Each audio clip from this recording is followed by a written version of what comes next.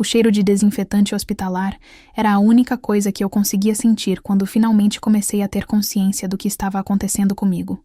Meu corpo estava completamente imóvel, como se fosse uma boneca de porcelana que alguém havia deixado cair e quebrado em 1000 pedaços. Os tubos entravam e saíam do meu corpo. Máquinas apitavam constantemente ao meu redor, e eu não conseguia mover nem mesmo um dedo. O acidente havia acontecido numa terça-feira chuvosa em São Paulo. Eu estava voltando do trabalho, quando um caminhão avançou o sinal vermelho na Avenida Paulista. A última coisa que lembrava era do barulho ensurdecedor do metal se chocando contra metal. E depois... nada. Apenas escuridão. Agora, 3 semanas depois, eu estava ali naquela cama de hospital, conectada a aparelhos que mantinham meu coração batendo e meus pulmões funcionando. Para todos ao meu redor, eu era apenas um corpo sem vida, uma pessoa que havia perdido a consciência e talvez nunca mais voltasse a ser quem era antes. Mas eles estavam errados. Eu ouvia absolutamente tudo. Ouvia as enfermeiras conversando sobre seus plantões cansativos. Ouvia os médicos discutindo meu quadro clínico em termos técnicos que me assustavam. Ouvia minha irmã Beatriz chorando baixinho ao meu lado todas as tardes. E, principalmente, eu ouvia meu marido Carlos. Carlos, o homem com quem eu havia casado há 10 anos numa cerimônia linda na igreja do bairro onde crescemos. Carlos, que me conquistou com flores todos os dias durante nosso namoro. Carlos, que jurou me amar na saúde e na doença, na alegria e na tristeza. Nas primeiras semanas ele vinha todos os dias. Trazia flores frescas, trocava a água do vaso, arrumava meus cabelos com carinho. Quando havia outras pessoas no quarto, ele segurava minha mão e falava sobre como estava ansioso para eu acordar, sobre os planos que tínhamos juntos, sobre como nossa vida seria maravilhosa quando eu me recuperasse. Mas eu percebi que algo estava diferente quando ele começou a vir sozinho. Foi numa quinta-feira à tarde que tudo mudou para sempre. O hospital estava mais silencioso que o normal, e Carlos entrou no meu quarto com passos pesados. Ele não trouxe flores dessa vez. Sentou na cadeira ao lado da minha cama e ficou me observando por alguns minutos em completo silêncio. Então ele se aproximou do meu ouvido e sussurrou palavras que gelaram meu sangue. Finalmente posso falar a verdade, Lilian. Você sempre foi um peso na minha vida. Casei contigo só pelo dinheiro da sua família. Você sabe disso? Sua herança, a empresa do seu pai, tudo isso sempre foi o que me interessou em você. Meu coração, mesmo conectado aos aparelhos, parecia querer explodir dentro do peito. Se eu pudesse gritar, teria gritado até ficar rouca. Se eu pudesse chorar, teria chorado rios de lágrimas. Mas eu só conseguia ficar ali, imóvel, ouvindo cada palavra venenosa que saía da boca do homem que eu amava. Sabe o que é mais engraçado? Ele continuou, com uma risada baixa e cruel. Sua irmã Beatriz sempre soube que eu não prestava. Ela tentou te avisar várias vezes, mas você nunca deu ouvidos a ela, sempre me defendendo, sempre acreditando em mim como uma idiota apaixonada. As memórias começaram a voltar como uma avalanche. Todas as vezes que Beatriz tentou conversar comigo sobre Carlos, as brigas que tivemos por causa dele, como me afastei da minha própria família para defender um homem que agora confessava ter casado comigo apenas por interesse. Agora que você está assim, Carlos sussurrou ainda mais baixo. Talvez seja melhor para todos se você não acordar nunca mais. Seria mais fácil para mim, para sua família, para todo mundo. Você sempre foi dramática demais, sempre criando problemas onde não existiam. Ele ficou em silêncio por alguns segundos, e eu podia sentir seu olhar frio sobre meu rosto. Então ele se levantou, beijou minha testa de forma mecânica e saiu do quarto como se nada tivesse acontecido. Naquela noite, sozinha com meus pensamentos e conectada àquelas máquinas frias, eu tomei uma decisão que mudaria minha vida para sempre. Eu não ia morrer naquela cama. Eu ia acordar, ia me recuperar e ia mostrar para Carlos Henrique Oliveira quem realmente era Lilian Santos. Porque se havia uma coisa que ele não sabia sobre mim, era que eu nunca desistia de uma luta. E essa seria a luta mais importante da minha vida. Depois daquela quinta-feira terrível, Carlos voltou no dia seguinte como se nada tivesse acontecido. Trouxe um buquê de rosas vermelhas, minhas flores favoritas, e representou novamente o papel de marido dedicado quando a enfermeira Cláudia entrou para verificar meus sinais vitais. Como ela está hoje? Ele perguntou com voz preocupada, segurando minha mão de forma teatral. Os sinais estão estáveis, Sr. Carlos. Continuamos esperançosos, respondeu Cláudia com um sorriso gentil. Mas assim que ela saiu do quarto, Carlos soltou minha mão como se ela queimasse. Sentou na cadeira e suspirou profundamente, como se minha presença fosse um fardo insuportável. Você não imagina como está sendo difícil manter essa farsa. Ele começou a falar sozinho, olhando pela janela. Fingir que me importo. Fingir que estou sofrendo. Seus pais ligam todo dia perguntando sobre você. Sua irmã não sai do meu pé. Todo mundo esperando que eu seja um marido perfeito. Ele riu baixinho. Um som que me fez sentir náuseas mesmo estando inconsciente. Sabe o que eu fiz ontem à noite? Fui jantar com a Camila. Lembra dela? Sua antiga melhor amiga do trabalho. A mesma que você expulsou da sua vida quando descobriu que ela estava interessada em mim. Bem, agora ela não precisa mais se esconder. Meu mundo desabou mais uma vez. Camila havia sido minha amiga mais próxima durante 5 anos. Trabalhávamos juntas na mesma empresa de marketing. Almoçávamos juntas todos os dias. Ela conhecia todos os meus segredos. Quando comecei a suspeitar que ela tinha interesse em Carlos, tentei conversar com ela, mas ela negou tudo. Acabei me afastando porque sentia que nossa amizade havia mudado. A Camila sempre me disse que você era possessiva e ciumenta. Carlos continuou, sua voz carregada de desprezo. Que você inventava coisas na sua cabeça, e ela estava certa. Você sempre foi paranoica, sempre achando que todo mundo estava contra você. As lágrimas que eu não conseguia derramar queimavam por trás dos meus olhos fechados. Cada palavra dele era como uma facada no meu coração. Como eu havia sido tão cega, como não percebi que as 2 pessoas em quem mais confiava estavam me traindo pelas costas. Quer saber de uma coisa engraçada? Ele se aproximou novamente do meu ouvido. Lembra daquela viagem de negócios que fiz para o Rio de Janeiro no ano passado? Aqui você ficou toda insegura porque eu ia ficar 1 semana fora? Bem, a Camila estava lá também.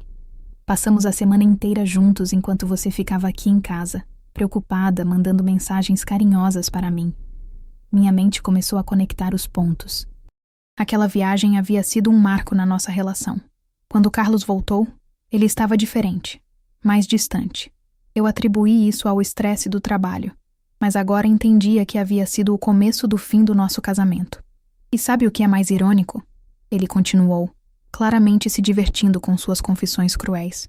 Você sempre disse que queria ter filhos comigo.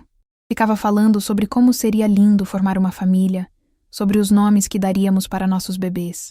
Mas eu nunca quis ter filhos com você, Lilian. Nunca mesmo. A ideia de estar preso a você para sempre me dava arrepios. Essa revelação foi a mais dolorosa de todas. Havíamos tentado engravidar durante 2 anos. Eu fiz todos os exames possíveis. Mudei minha alimentação. Tomei vitaminas. Fiz tratamentos. Carlos sempre dizia que era só uma questão de tempo, que precisávamos ter paciência. Agora descobria que ele estava sabotando nossos planos desde o início. Você tomava aquelas vitaminas para a fertilidade religiosamente, não é? Ele riu novamente. Nunca desconfiou que eu estava trocando elas por comprimidos de farinha? 2 anos fingindo que queria ser pai, enquanto garantia que isso nunca acontecesse. Naquele momento, senti uma raiva tão intensa que pensei que os aparelhos ao meu redor fossem explodir. Como alguém podia ser tão cruel?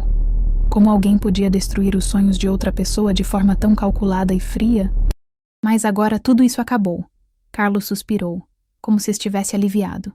Os médicos disseram que mesmo se você acordar, pode ter sequelas permanentes. Problemas de memória, dificuldades motoras. Seria perfeito, na verdade. Eu poderia cuidar de você como um marido dedicado, administrar seus bens, e você nunca saberia a verdade sobre quem eu realmente sou. Ele se levantou e caminhou até a porta, mas antes de sair, voltou mais uma vez para sussurrar em meu ouvido. Durma bem, minha querida esposa. Enquanto você está aí, imóvel e indefesa, eu estou vivendo a vida que sempre quis. E o melhor de tudo é que você está pagando por ela. Quando ele finalmente saiu, deixando apenas o cheiro do seu perfume caro no ar, eu fiz uma promessa silenciosa para mim mesma. Carlos achava que eu era fraca, que era uma vítima indefesa. Ele não fazia ideia da tempestade que estava se formando dentro de mim, porque Lilian Santos não era mais a mulher ingênua que se casou com ele 10 anos atrás. Essa Lilian havia morrido naquele acidente. E a que estava nascendo no lugar dela seria muito mais perigosa do que ele jamais poderia imaginar. 2 semanas se passaram desde as confissões cruéis de Carlos, e eu havia tomado uma decisão que mudaria tudo. Durante esses 14 dias, concentrei toda a minha energia em uma única coisa: acordar. Não para ele, não para mostrar que estava bem, mas para começar minha vingança. Foi numa manhã de segunda-feira, quando os primeiros raios de sol entravam pela janela do quarto, que finalmente consegui abrir os olhos. A luz me cegou por alguns segundos, e eu pisquei várias vezes tentando focar a visão. Meu corpo ainda estava fraco, mas minha mente nunca esteve tão clara. A enfermeira Cláudia estava verificando os aparelhos quando percebeu que eu estava acordada. Ela quase derrubou a prancheta que segurava nas mãos. Meu Deus! Lilian! Você está acordada! Ela gritou, correndo para apertar o botão de emergência. Doutor Mendes! Doutor Mendes, ela acordou! Em poucos minutos, o quarto se encheu de médicos e enfermeiros. Todos falando ao mesmo tempo, fazendo perguntas, testando meus reflexos. Eu respondia com movimentos simples da cabeça, piscadas, pequenos gestos que indicavam que estava consciente, mas não falava nada. Lilian, você consegue me ouvir? Aperte minha mão se conseguir me entender, disse o Dr. Mendes, um homem de meia idade com óculos e jaleco branco. Eu apertei sua mão levemente e ele sorriu aliviado. Excelente. Vamos fazer alguns exames, mas pelo que posso ver, você teve uma recuperação extraordinária. Vou ligar para seu marido imediatamente. Meu estômago se revirou ao ouvir a palavra marido, mas mantive a expressão neutra. Quando Carlos chegou ao hospital 20 minutos depois, eu estava preparada para a performance da minha vida. Lilian, meu amor, você voltou para mim, ele disse, entrando no quarto com lágrimas nos olhos que pareciam genuínas. Se eu não soubesse a verdade, teria acreditado que ele realmente estava emocionado. Ele se aproximou da cama e segurou minha mão com delicadeza, beijando meus dedos como fazia no início do nosso relacionamento. Mas agora eu sabia que cada gesto era uma mentira cuidadosamente ensaiada. Como você está se sentindo? Consegue falar comigo? Ele perguntou, sua voz cheia de preocupação falsa. Eu o olhei diretamente nos olhos por alguns segundos, deixando que ele visse que eu estava realmente acordada e consciente. Então, lentamente, desviei o olhar para a janela, como se estivesse confusa ou perdida. Lilian, você me reconhece? Ele insistiu, tocando meu rosto com suavidade. Eu pisquei algumas vezes e voltei a olhar para ele, mas com uma expressão vazia, como se estivesse tentando lembrar quem ele era. Vi um lampejo de algo nos olhos dele. Alívio, esperança. Ele queria que eu não me lembrasse de nada. Doutor, ela parece confusa, Carlos disse, se virando para o médico com preocupação fingida. É normal ela não me reconhecer? Pode ser um efeito temporário do trauma, explicou o Dr. Mendes. Alguns pacientes demoram um pouco para recuperar completamente a memória. Vamos fazer alguns testes neurológicos para avaliar melhor. Durante os dias seguintes, mantive minha atuação. Respondia a perguntas simples com gestos. Demonstrava reconhecer objetos básicos, mas sempre agia como se estivesse tentando lembrar de coisas importantes. Quando Carlos falava sobre nosso casamento, nossa vida juntos, eu franzia a testa, como se estivesse fazendo um esforço enorme para recordar. Você lembra da nossa lua de mel em Búzios? Ele perguntou numa tarde, mostrando fotos no celular. Ficamos naquele hotel na praia. Você disse que foi o lugar mais lindo que já tinha visto. Eu olhei para as fotos com interesse, mas balancei a cabeça negativamente, como se aquelas memórias estivessem perdidas para sempre. Por dentro, eu me lembrava perfeitamente daquela viagem. Havia sido maravilhosa, ou pelo menos eu pensava que tinha sido. Agora me perguntava se Carlos estava fingindo ser feliz mesmo naquela época. Não se preocupe, amor, ele disse, beijando minha testa. Vamos reconstruir todas essas memórias juntos. O importante é que você está viva e está voltando para mim. Mas eu percebi algo diferente em seus olhos quando ele achava que eu não estava prestando atenção. Era como se ele estivesse calculando, planejando. Às vezes o pegava olhando para mim com uma expressão que me gelava o sangue. A mesma expressão fria que ele tinha quando sussurrava suas crueldades enquanto eu estava em coma. Uma noite, quando ele pensava que eu estava dormindo, ouvi uma conversa telefônica que confirmou meus piores temores. Sim, Dr. Carvalho. Ela acordou, mas está com problemas de memória. Ele falava baixinho no corredor. Não lembra de muita coisa, parece confusa na maior parte do tempo. Acho que seria bom você vir examiná-la. Houve uma pausa, e então ele continuou. Exato, como conversamos antes. Se ela realmente tem sequelas neurológicas, vai precisar de cuidados especiais. Talvez seja melhor para ela ficar num lugar onde possa receber tratamento adequado. Meu sangue gelou. Carlos estava planejando me internar em algum lugar, provavelmente uma clínica psiquiátrica, usando minha suposta confusão mental como desculpa. Assim ele teria controle total sobre minha vida e meus bens. Não precisa ser permanente, ele continuou. Só até ela se estabilizar. E enquanto isso, alguém precisa cuidar dos negócios dela, não é mesmo? Como marido, seria minha responsabilidade. Quando ele desligou o telefone e voltou para o quarto, eu estava com os olhos fechados, fingindo dormir profundamente. Ele se aproximou da cama e ficou me observando por alguns minutos. Dorme bem, Lilian, ele sussurrou. Em breve, tudo isso vai acabar do jeito que eu sempre quis. Naquela noite, enquanto Carlos dormia na poltrona ao lado da minha cama, eu finalmente permiti que algumas lágrimas silenciosas escorressem pelo meu rosto. Não eram lágrimas de tristeza ou autocompaixão. Eram lágrimas de raiva pura. Carlos achava que tinha vencido. Achava que eu era uma vítima indefesa que ele podia manipular e controlar. Mas ele havia cometido um erro fatal. Havia subestimado a mulher com quem se casou. E agora, Lilian Santos ia mostrar para ele exatamente do que era capaz quando alguém mexia com a pessoa errada. 3 semanas depois de acordar do coma, eu estava de volta em casa, na nossa casa em Perdizes, um bairro nobre de São Paulo que eu havia comprado com minha herança antes mesmo de conhecer Carlos. Agora entendia por que ele havia insistido tanto para morarmos ali quando nos casamos. Carlos continuava representando o papel de marido dedicado na frente dos médicos, da minha família e dos amigos que vinham me visitar. Mas quando estávamos sozinhos, sua máscara caía completamente. Ele era impaciente, grosseiro. Tratava-me como se eu fosse um fardo que ele era obrigado a carregar. Lilian, você esqueceu de tomar o remédio de novo, ele dizia com irritação, balançando o frasco de comprimidos na minha frente. O médico disse que é importante para sua recuperação. Eu fingia confusão, olhando para os comprimidos como se não entendesse para que serviam. Na verdade, havia parado de tomar aqueles medicamentos há 1 semana, depois de pesquisar na internet e descobrir que eram tranquilizantes fortes que me deixariam realmente confusa e dependente. Desculpa, eu murmurava baixinho, pegando o comprimido e fingindo engolir. Mais tarde, quando ele não estava olhando, eu cuspia na pia do banheiro. Foi durante uma dessas manhãs tensas que Dona Conceição, nossa empregada há 15 anos, se aproximou de mim enquanto Carlos havia saído para trabalhar. Conceição era uma mulher negra de 55 anos, baixinha e forte, que sempre foi muito mais que uma funcionária para mim. Ela me viu crescer profissionalmente, me consolou quando perdi meus pais num acidente de carro há 3 anos e sempre teve um carinho maternal comigo. Menina, ela disse baixinho, arrumando os travesseiros da minha cama. Posso falar uma coisa com você? Olhei para ela com curiosidade, mantendo minha expressão de confusão. Mas algo nos olhos dela me disse que ela sabia mais do que aparentava.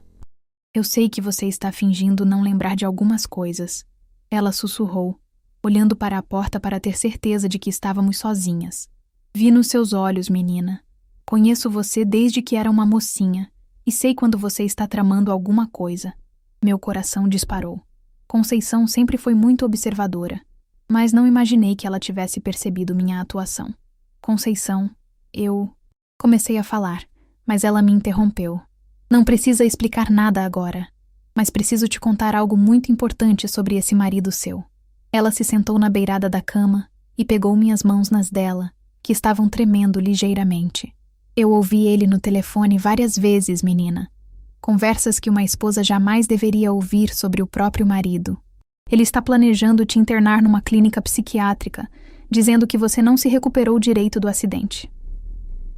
Mesmo sabendo disso, ouvir de Conceição confirmou meus piores temores. Ela continuou.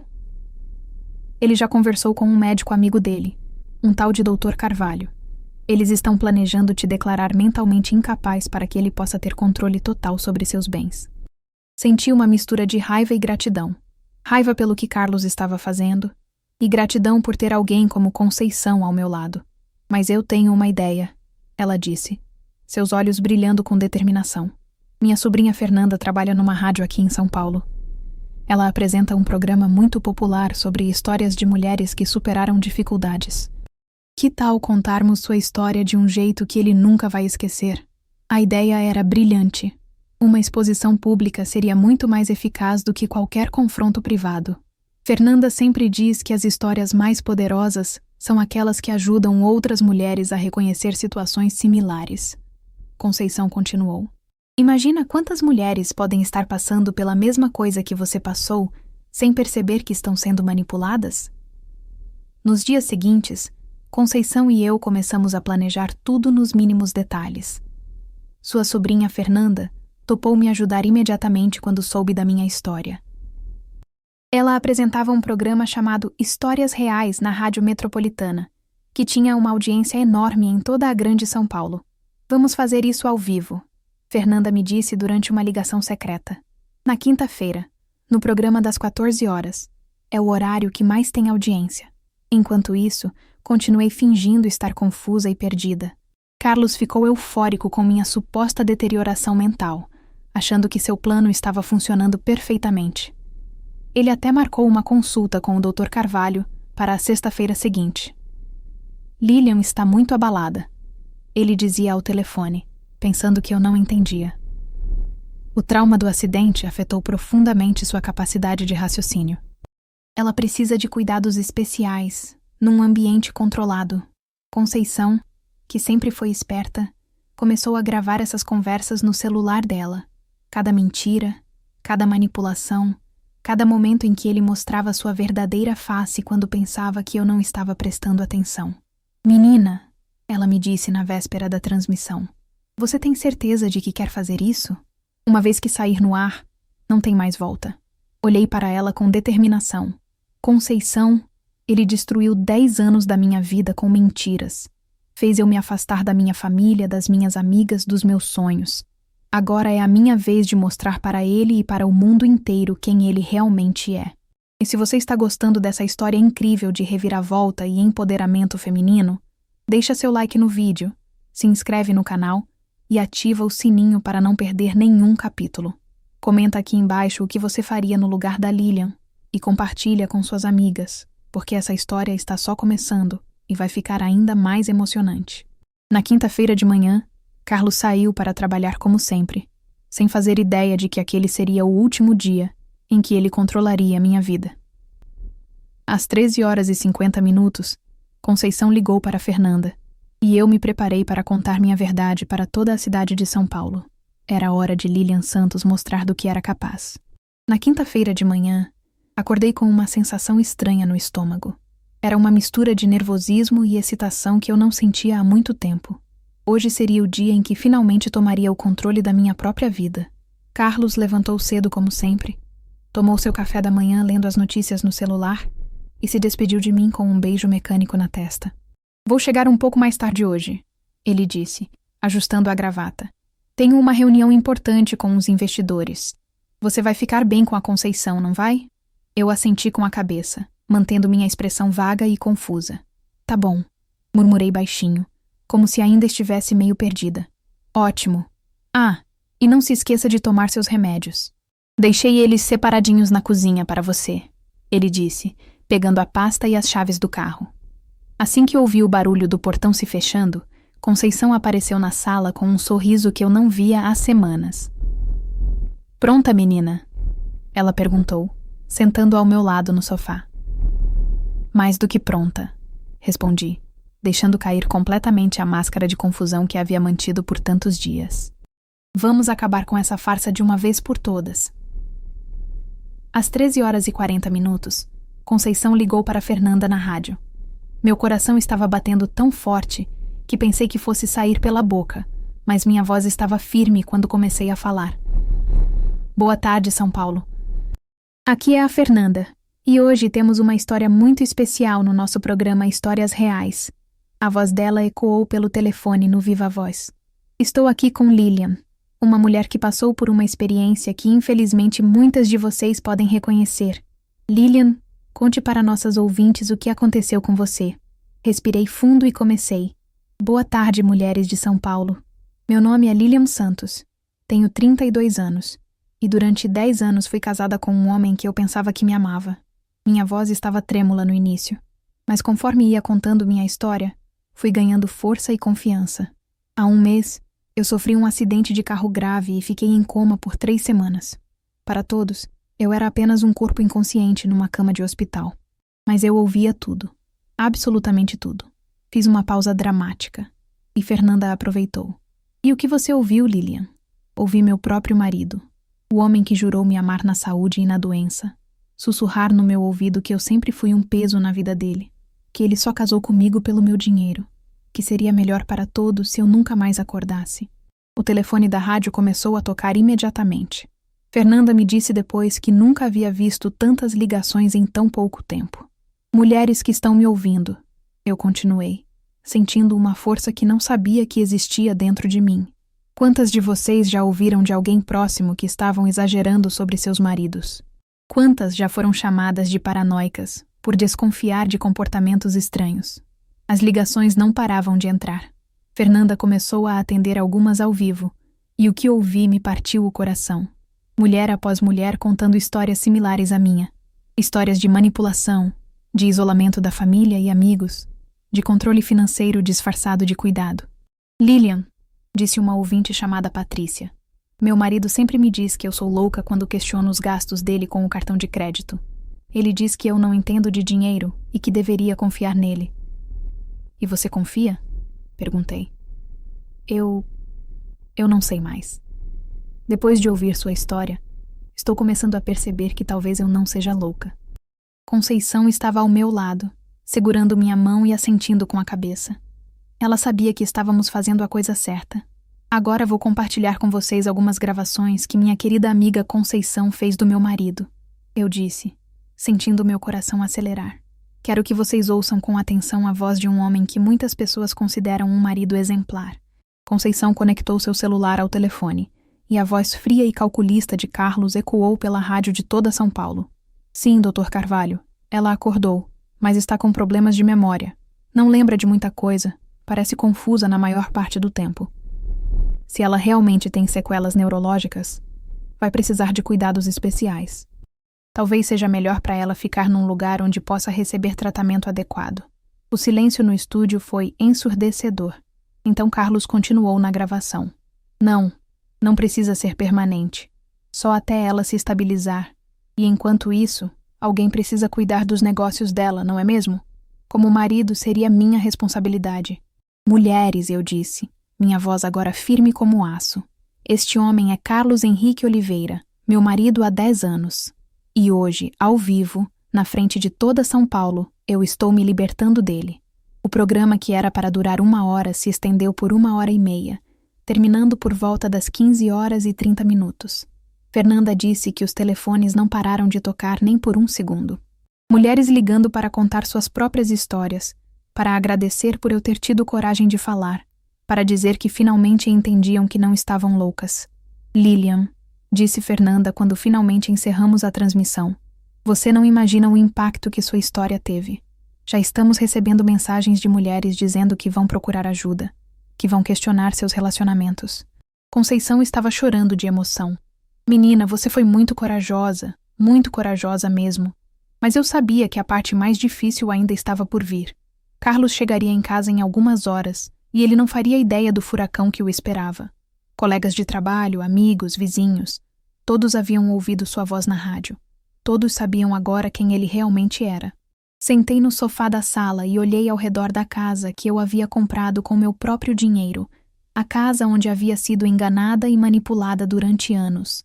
Mas agora, pela primeira vez em muito tempo, eu me sentia verdadeiramente em casa, porque Lilian Santos havia voltado, e ela estava pronta para o que viesse a seguir. Às 15h30 daquela quinta-feira, quando finalmente desliguei o telefone da rádio, eu sentia como se tivesse corrido uma maratona. Meu corpo estava tremendo, não de medo, mas de uma adrenalina que eu nunca havia experimentado antes. Era a sensação de finalmente ter tomado o controle da minha própria narrativa. Conceição me trouxe um copo de água e se sentou ao meu lado no sofá. Como você está se sentindo, menina? Livre, respondi sem hesitar. Pela primeira vez em anos eu me sinto completamente livre. Meu celular, que havia ficado no silencioso durante a transmissão, estava explodindo de notificações. Mensagens de números desconhecidos, e-mails, notificações das redes sociais. A história havia se espalhado muito além da rádio. Lilian, sou a Júlia. Ouvi seu programa hoje. Meu marido faz a mesma coisa comigo. Me isola dos meus amigos dizendo que eles são má influência. Obrigada por me abrir os olhos. Dizia uma das mensagens. Você me salvou hoje. Estava pensando em voltar para meu ex-marido porque ele disse que mudou. Mas depois de ouvir sua história, percebi que ele usa as mesmas táticas de manipulação. Escrevia outra mulher. Cada mensagem era como um soco no estômago, mas um soco de realização. Quantas mulheres estavam vivendo o que eu vivi? Quantas estavam sendo manipuladas neste exato momento, achando que eram elas as loucas? Conceição, eu disse, mostrando as mensagens para ela. Olha quantas mulheres estão passando pela mesma coisa. Ela balançou a cabeça indignada. É por isso que você fez a coisa certa, menina. Às vezes uma pessoa precisa ter coragem para falar primeiro, para que outras encontrem força para falar também. Às 16 horas, Fernanda me ligou novamente. Sua voz estava eufórica. Lilian, você não vai acreditar. O programa de hoje teve a maior audiência da história da rádio. Os telefones não pararam de tocar.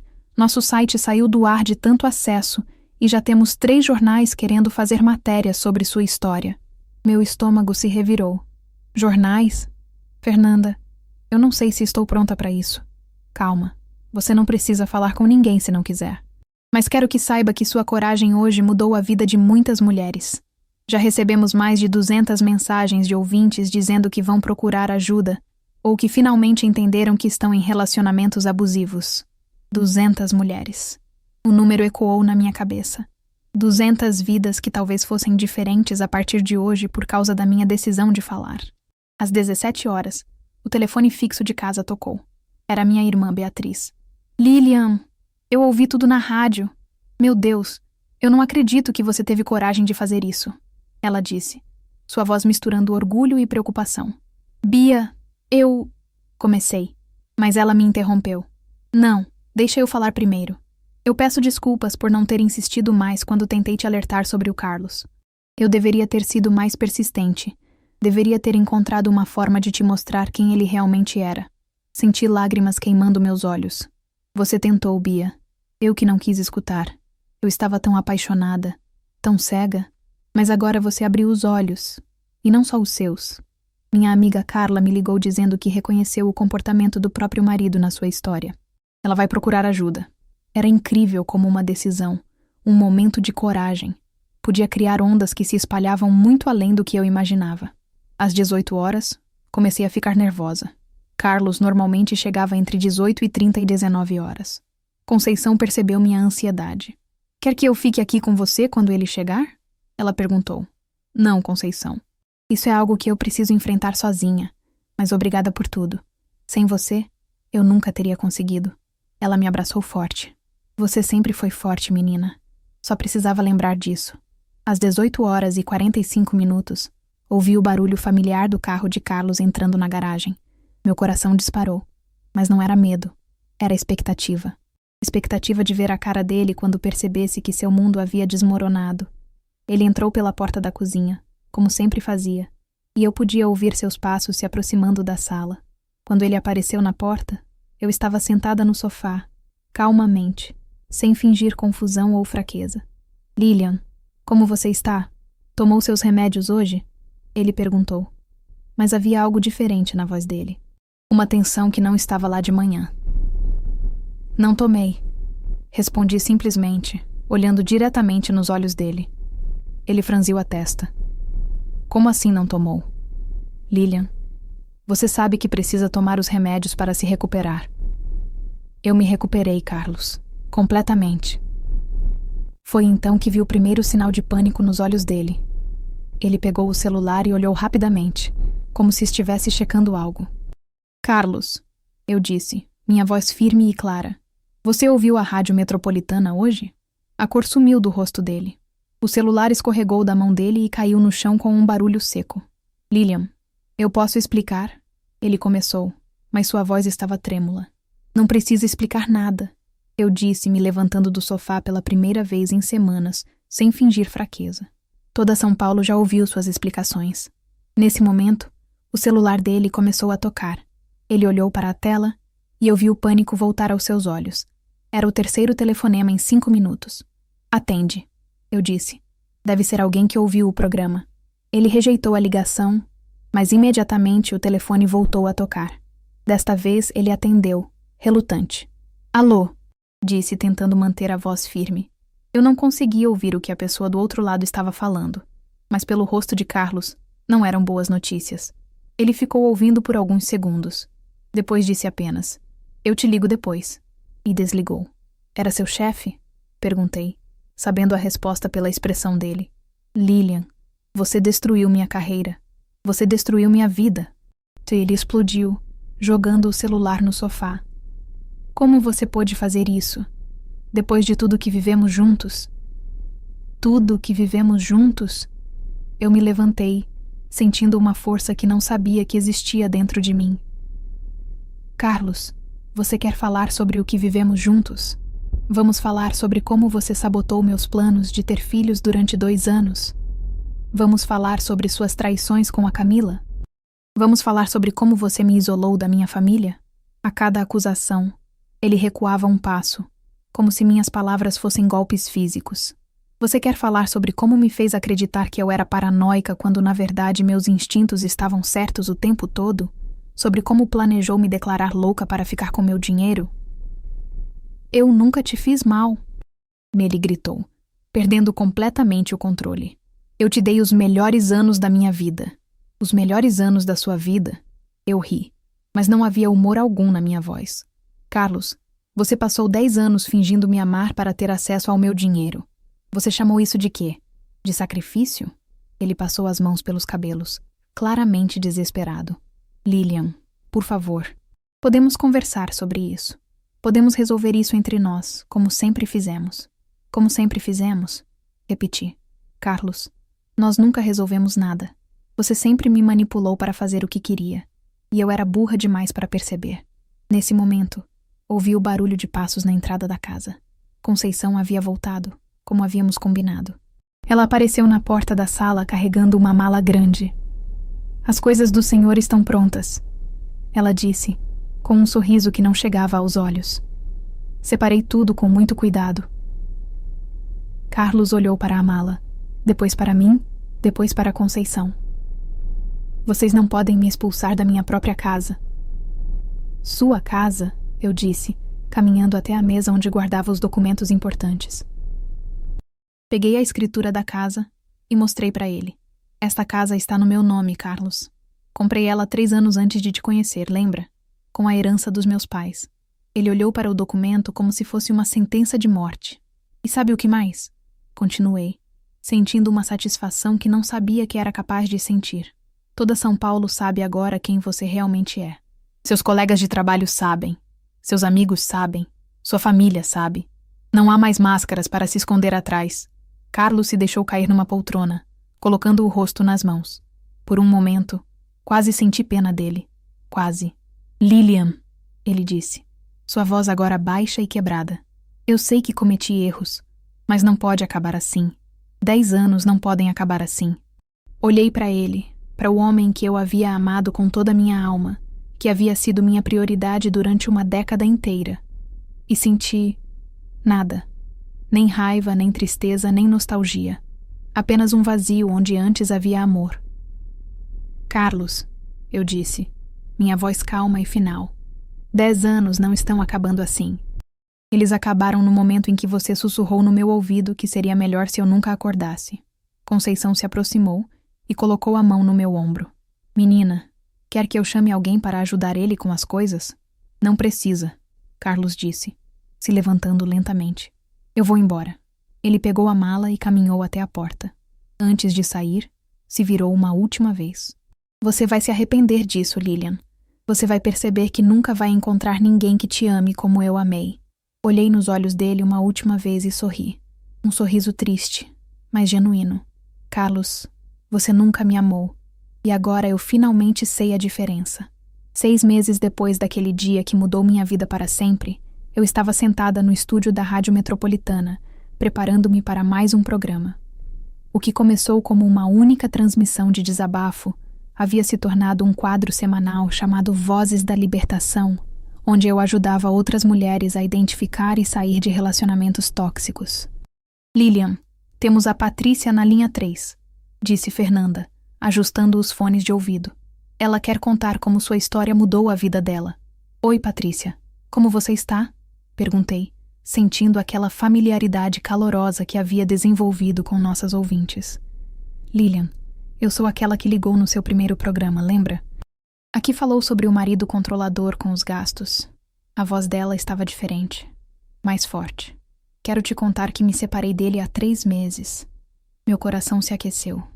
Como foi esse processo para você? Difícil, mas libertador. Descobri que ele havia aberto cartões de crédito no meu nome e estava gastando meu dinheiro há anos. Quando confrontei ele com as provas, ele tentou me convencer de que eu estava louca, exatamente como você disse que eles fazem. Recebi mensagens como essa todos os dias. Mulheres que encontraram coragem para questionar, para investigar, para sair. O programa havia se tornado muito mais do que eu imaginava. Era uma rede de apoio onde mulheres compartilhavam experiências e se fortaleciam mutuamente. Depois da transmissão, voltei para casa. A mesma casa onde vivi 10 anos de mentiras, mas que agora havia se tornado verdadeiramente minha. Conceição me esperava na cozinha com um sorriso e o cheiro do meu bolo de chocolate favorito no ar. Como foi o programa hoje, menina? Ela perguntou, me servindo um pedaço ainda morno. Emocionante como sempre. 3 mulheres ligaram para contar que saíram de relacionamentos abusivos depois de ouvir nossos programas. Você salvou essas mulheres, Lilian. Salvou mesmo. Sentei na mesa da cozinha, a mesma onde Carlos costumava tomar café fingindo ser um marido dedicado, e refleti sobre como minha vida havia mudado. Conceição não era mais apenas minha empregada. Ela havia se tornado minha sócia num projeto social que criamos para ajudar mulheres em situação de violência psicológica. Sabe, Conceição, eu disse, saboreando o bolo, às vezes penso que, se não tivesse passado por tudo aquilo, nunca teria descoberto minha verdadeira força. Deus permite que passemos por certas situações para descobrirmos quem realmente somos. Ela respondeu, sentando ao meu lado. E você descobriu que é muito mais forte do que imaginava. Minha irmã Beatriz havia se tornado minha melhor amiga novamente. Ela vinha jantar comigo toda sexta-feira, e nossas conversas duravam horas. Na semana passada, ela me disse algo que ficou gravado na minha mente. Lilian, eu sempre soube que você era forte. Só precisava lembrar disso. E ela estava certa. Durante 10 anos, eu havia permitido que Carlos definisse quem eu era, que me fizesse acreditar que eu era frágil, dependente, incapaz de tomar decisões importantes. Mas a mulher que acordou daquele coma era a verdadeira Lilian, determinada, corajosa, capaz de lutar por si mesma e por outras mulheres. Carlos tentou voltar algumas vezes nos primeiros meses. Mandava flores, deixava bilhetes, até apareceu na porta de casa uma noite chorando e pedindo perdão. Mas eu havia aprendido a diferença entre amor verdadeiro e manipulação. Nunca mais abri a porta para ele. Soube por conhecidos em comum que ele perdeu o emprego 2 semanas depois da transmissão. A empresa onde trabalhava não queria associar sua imagem a alguém que havia sido exposto publicamente como manipulador. Ele acabou mudando para outra cidade, tentando recomeçar onde ninguém conhecia sua história. Não senti satisfação com a queda dele, mas também não senti pena. Senti apenas indiferença. A indiferença de alguém que finalmente havia se libertado completamente. O projeto social que Conceição e eu criamos já havia ajudado mais de 100 mulheres. Oferecíamos apoio psicológico, orientação financeira e, quando necessário, abrigo temporário. Ver essas mulheres recuperando sua autoestima e independência era a maior recompensa que eu poderia ter. Lilian, Conceição me disse ontem, enquanto organizávamos doações para o projeto, você transformou sua dor em propósito. Isso é muito raro. E era verdade. A dor de descobrir que havia vivido uma mentira durante 10 anos havia se transformado na missão de ajudar outras mulheres a não passarem pelo mesmo. Cada história que ouvia no programa, cada mulher que conseguíamos ajudar, dava sentido a tudo que havia passado. Hoje, quando olho no espelho, vejo uma mulher diferente da que era há 6 meses. Meus olhos têm um brilho que eu havia perdido há muito tempo. Meu sorriso é genuíno. Minha postura é ereta, confiante. Eu sei quem sou e, principalmente, sei o que valho. Se você chegou até aqui nessa jornada comigo, deixa seu like no vídeo porque sua presença fez toda a diferença. Se inscreve no canal e ativa o sininho para não perder outras histórias de superação e empoderamento feminino.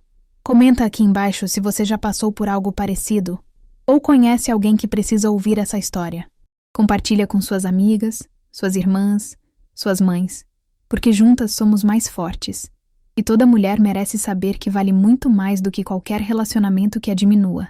Ontem à noite, antes de dormir, olhei pela janela do meu quarto e vi as luzes de São Paulo brilhando lá fora. Pensei em todas as mulheres que estavam naqueles apartamentos, naquelas casas, talvez vivendo situações similares à que vivi, e fiz uma promessa. Enquanto eu tiver voz, vou continuar falando por aquelas que ainda não encontraram a sua. Porque Lilian Santos não é mais a mulher que acordou de um coma há 6 meses. Ela é a mulher que renasceu quando decidiu que merecia mais. E você que está me ouvindo, você também merece mais. Sempre mereceu. Lembre-se, sua voz tem poder, sua história importa, e você é muito mais forte do que imagina.